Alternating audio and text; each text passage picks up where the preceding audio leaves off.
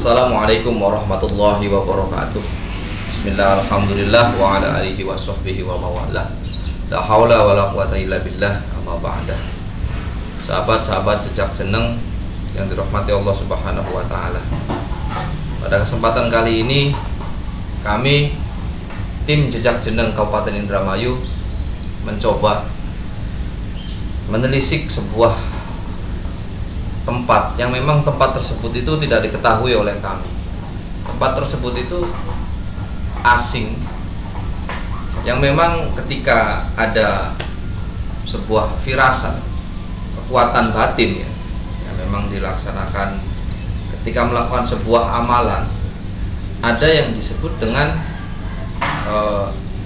bahasanya bisikan ataupun sesuatu hal gaib yang sampai saat ini masih teka-teki. Saya coba berkonsultasi dengan Ustaz Syarif Maulana Rohmat selaku praktisi jejak jeneng Kabupaten Indramayu. Beliau pun merasakan hal yang sama ketika tim melakukan sebuah amalan-amalan yang tim ini lakukan secara rutin. Diperoleh informasi bahwa keterkaitan sebuah tim pada sosok beliau itu ada chemistry dan ada bagaikan setrum yang menyambung. Artinya satu sama lain ini saling merasakan. Mulai dari perasaan yang berbeda ketika melakukan zikiran agak sedikit tidak konsentrasi dan hal sebagainya. Hal ini yang menyebabkan musyawarah. Saya bersama tim dampingi praktisi kami Syarif Maulana Rohman menanyakan pada beliau ini apa yang terjadi sebenarnya, dan beliau pun juga merasakan hal yang sama. Oleh karenanya coba untuk menelisik hal-hal yang semacam itu ada apa dengan diri kita masing-masing ini. Ini dijadikan sebagai pelajaran juga, bahwa ketika kita merasakan sesuatu hal yang berbeda, yang tidak biasa dilakukan oleh diri kita masing-masing, itu pasti ada kejanggalan-kejanggalan tersendiri. Entahkah kita ini memikirkan sesuatu hal yang memang kita juga tidak tahu. Nah, dari kesimpulan-kesimpulan tadi, konsultasi saya dengan beliau diperoleh sedikit pencerahan oleh beliau, dan beliau pun tadi agak sedikit merasakan dia merasakan sedikit yang berbeda. Memang untuk lebih jelasnya apa yang sebenarnya terjadi, mari kita sama-sama memecah sebuah teka-teki yang memang saya sendiri pun juga tidak tahu, dan semua tim juga ikut merasakan semua. Tim merasakan ada sesuatu hal yang berbeda dalam kegiatan sehari-harinya, guys. Jadi agak sedikit lemas, pikirannya tidak konsentrasi, tidak fokus. Jadi bahasanya lesu saja. Nah, menurut Yai sendiri nih, ini kami itu gimana sih? Apakah ada memang orang-orang tua yang harus kita kunjungi dan lain sebagainya, yang nggak tahu entah di mana tempatnya, yang seperti itu ya kami juga tidak tahu gitu. Mohon dijelaskan agar sahabat-sahabat jejak jeneng yang merasakan hal yang demikian itu bisa dijadikan sebagai solusi. Mari kita sama-sama dengarkan. Assalamualaikum warahmatullahi wabarakatuh. Waalaikumsalam. Sahabat-sahabat tim jejak jeneng yang rahmati Allah, sedikit ingin merangkas jika kita ada suatu perasaan yang dirasakan mungkin yang nggak biasa ya, biasa-biasanya kayak ada perasaan aneh, ada sesuatu yang belum terkuak, seolah-olah masih tanda tanya gitu ya, di dalam pikiran itu ya. Biasanya ada kekuatan-kekuatan yang memang harus kita cari sumbernya di mana, dan itu memang biasanya menggugah diri kita dari ketidaktahuan, seperti ingin tahu, tapi apa, seperti yang sedang kita merasakan sekarang.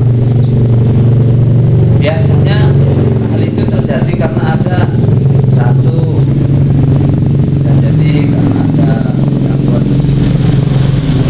makhluk gaib, makhluk astral, yang karena kita setiap hari selalu berdampingan dengan mereka, sering kontak sama mereka, dan mereka yang memang karena tidak seperti kita, nggak kelihatan. Jadi mereka ikut kita ya, kadang kita nggak tahu, bahkan mereka masuk ke tubuh kita, ke pikiran kita nggak tahu. Itu yang menyebabkan kadang-kadang kita terjadi sesuatu yang biasanya fokusnya hilang, konsentrasinya hilang, uring-uringan itu biasanya ada. Dan bisa juga terjadi karena ada sesuatu yang ingin diketahui, misalkan kayak kita ini mungkin ya, karena kita juga setiap hari selalu berdampingan dengan sesepuh-sesepuh, para kibuyut dan leluhur kita, yang mereka adalah orang-orang yang berilmu, yang sudah pasti mereka orang-orang yang berilmu, dan mereka nggak seperti kita.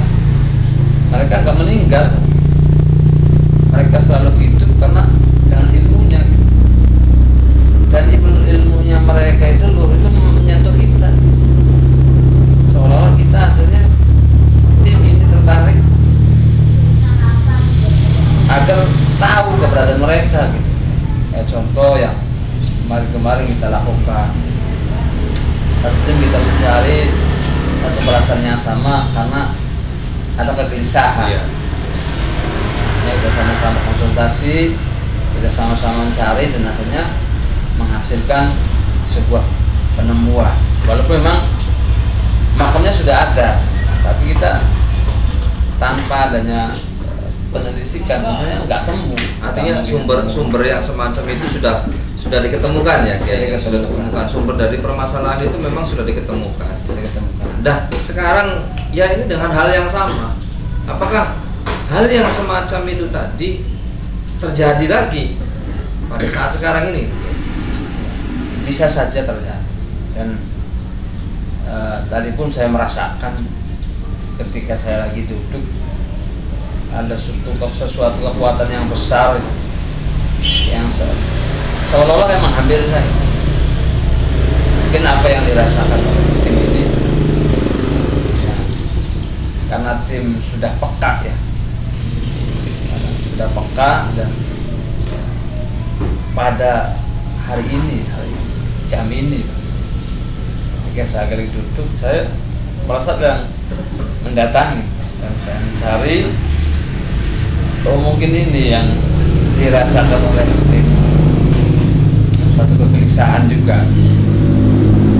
Ternyata beliau ingin didatangin, dikunjungi, dan ingin kita mengubah paling tidak agar keberadaan beliau diketahui. Nah, itu lokasinya hal yang semacam itu apakah terdeteksi di mana posisinya atau gimana? Apakah yang seperti yang kemarin kita lakukan, tidak mengetahui posisinya, dalam arti kata hanya sebuah perintah untuk mencari sebuah makom ya. Itulah memang sangat susah sekali memang yang seperti itu. Dan sekarang apakah ada sebuah petunjuk yang memang harus kita menuju ke tempat tersebut, itu bisa dijelaskan ya? Berdasarkan petunjuk tadi, bahwa kekuatan itu memberitahukan kepada saya ya tadi, bahwa ingin diketahui keberadaan, dan informasi pun sudah jelas, khususnya sebuah tempat yang walaupun kita sendiri belum tahu titik keberadaannya, cuman tempatnya saja di sekitar sungai, kalau nggak salah desanya Liwet beliau pun mengatasnamakan dirinya Ki Sambar Buana. Beliau mengatakan Ki Sambar Buana namanya dan keberadaannya dalam sungai. Usia beliau sudah 8.000 tahun berada di situ. Dan berdasarkan petunjuk tadi juga ingin agar beliau diangkat dari dalam sungai, ingin ditempatkan yang layak. Ya mungkin ini sebenarnya sangat susah sekali ya. Kalau kemarin itu mencari sebuah makom, kali ini nggak ada makomnya, keberadaan dalam sungai. Sedangkan sungai itu ya panjang ya.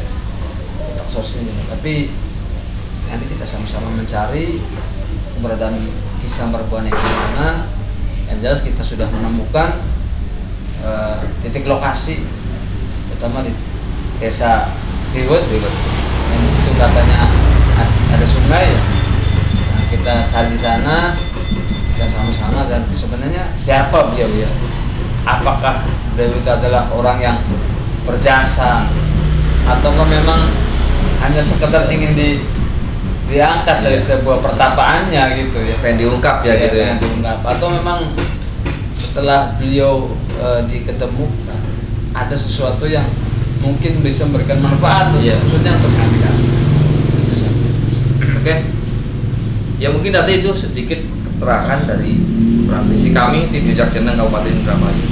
Tapi jujur memang betul selama ini ketika ada mendapatkan sebuah